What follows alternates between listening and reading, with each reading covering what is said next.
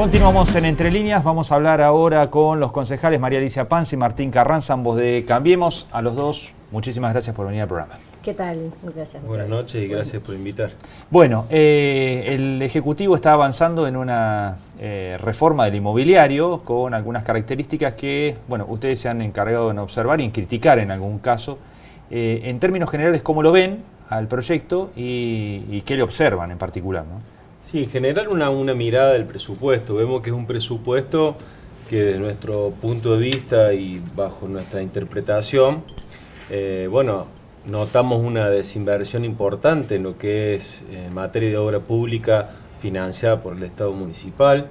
Vemos que en materia de políticas sociales no acompaña ni siquiera o actualiza los porcentajes de la inflación, con lo cual se termina produciendo en términos reales un ajuste o una merma en materia de inversión social.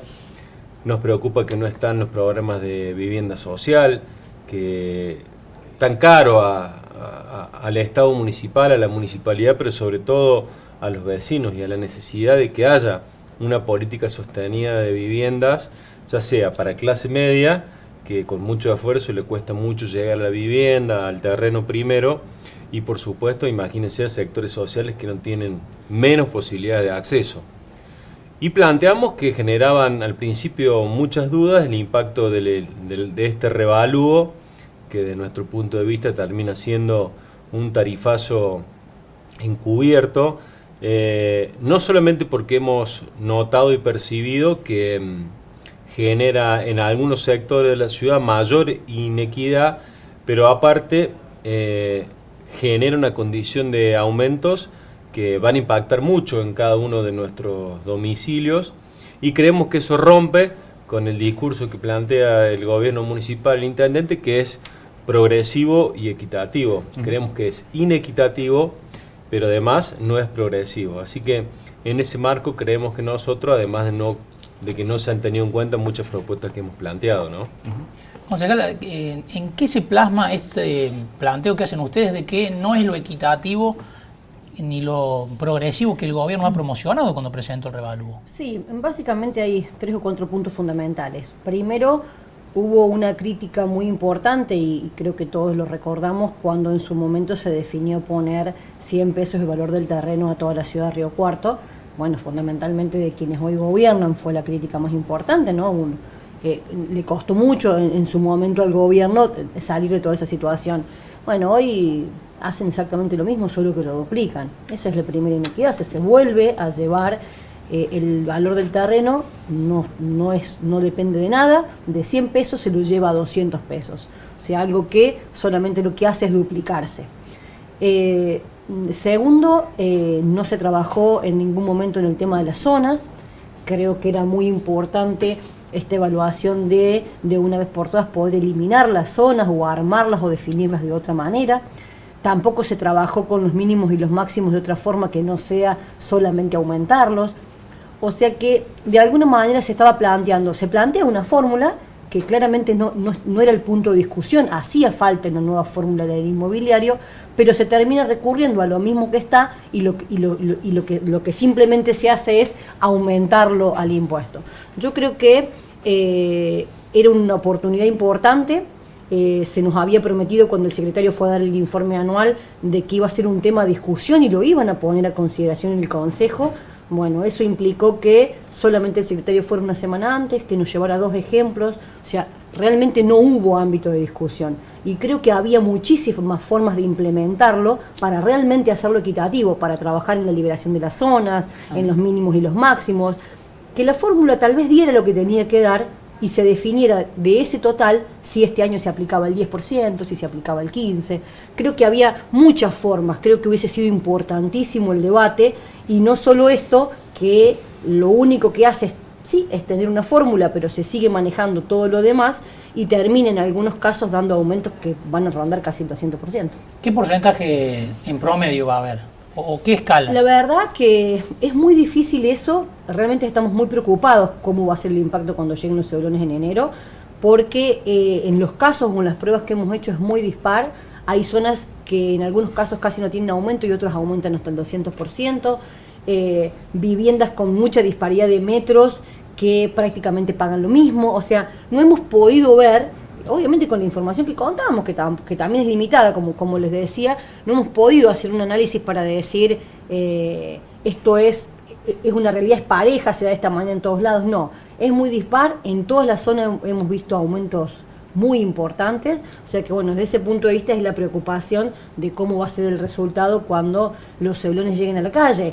El gobierno anticipó que iba a abrir una instancia de revisión. Lo que pasa es que eso también termina siendo injusto, porque es como todo, digamos, si alguien tiene la voluntad y va a protestar, y bueno, va a tener un beneficio, y el que no lo hace no. ¿Y con qué criterio el que no lo hace? O sea, me parece que realmente era una oportunidad histórica para que diéramos un debate importante, y creo yo que en ese contexto esta nueva fórmula no debería haber ingresado como parte de la modificación del presupuesto, sino que o debería haber ingresado antes o se podría haber tratado el año que viene directamente. Uno de los argumentos centrales que muestra el gobierno es que con esto se cubre muy poco de lo que debería cubrirse, es decir, de alumbrado, de barrido, limpieza.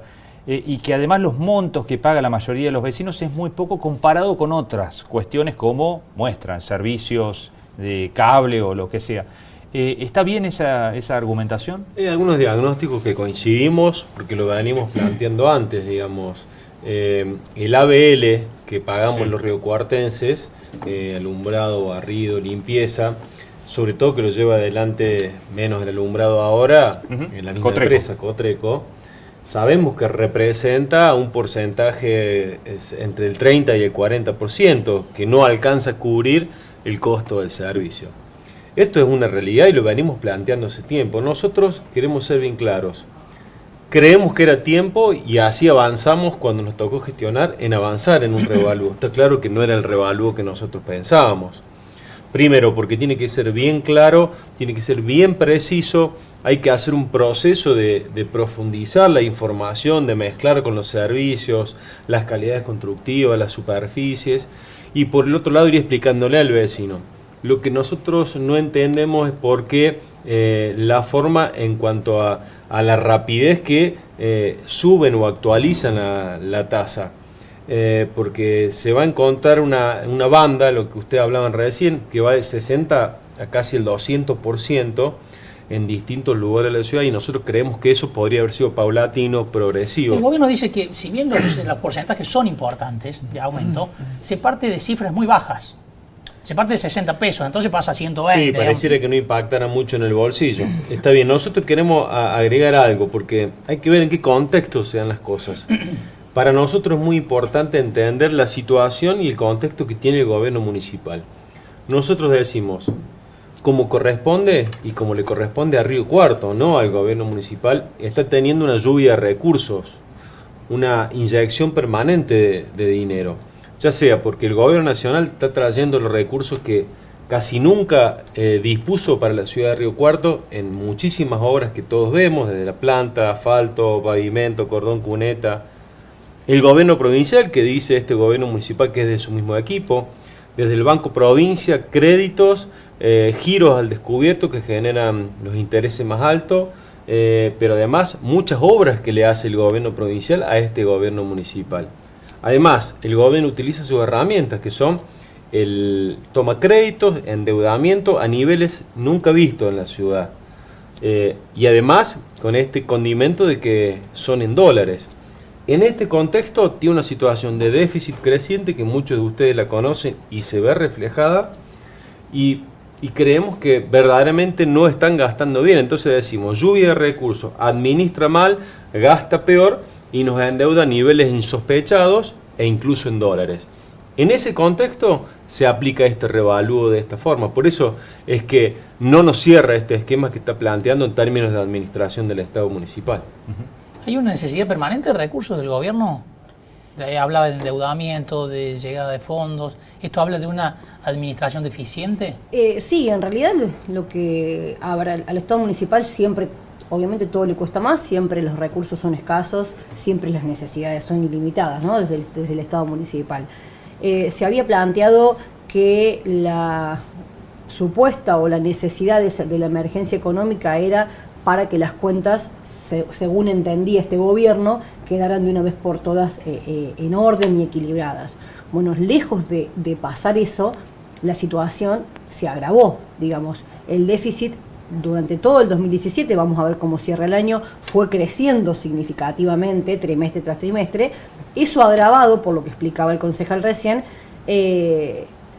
agravado por todos los recursos que tuvo de otras jurisdicciones el Estado municipal. Entonces, ante ese contexto, claramente es sumamente necesario y urgente tratar de equilibrar la recaudación de la tasa inmobiliaria con el costo del servicio de la basura, porque si no se les hace insostenible. El gobierno dijo que iba a recaudar un 40% más, en el presupuesto está planteado un 71% más. O sea, hay mucha diferencia entre eso. Eso es nuestra primera alerta de cómo van a dar los aumentos. Bueno, creemos que el esfuerzo debería ser compartido. Creemos que se debería revisar la administración del gasto municipal por un lado, para tratar de que ese aumento que llega en la ciudad de Río Cuarto sea mucho más lento y con mucha más progresividad. A ver, el impuesto, la tasa inmobiliaria es barata, sí es barata, pero a ninguno nos cabe duda de que cada una de las economías familiares están adaptadas y encajadas a un nivel de gasto, ¿sí? Entonces, dentro de esa economía, uno puede pagar 120 pesos y puede decir que es poco, ¿sí? Si hacemos solo el análisis si el impuesto es caro o barato, no hay duda que el impuesto es barato. Ahora, para una familia que tiene un esquema de recursos y un esquema de gasto, pasar de 120 a pasar a 400, claro, creo que no es totalmente justo. Creo que se podría haber hecho un equilibrio, haber puesto un poquito más de administración municipal y que a la gente no le llegara todo junto. Concejales, muchas gracias por venir. Muchas gracias. Gracias a ustedes. Nos vamos a una pausa, enseguida continuamos aquí en Entre Líneas.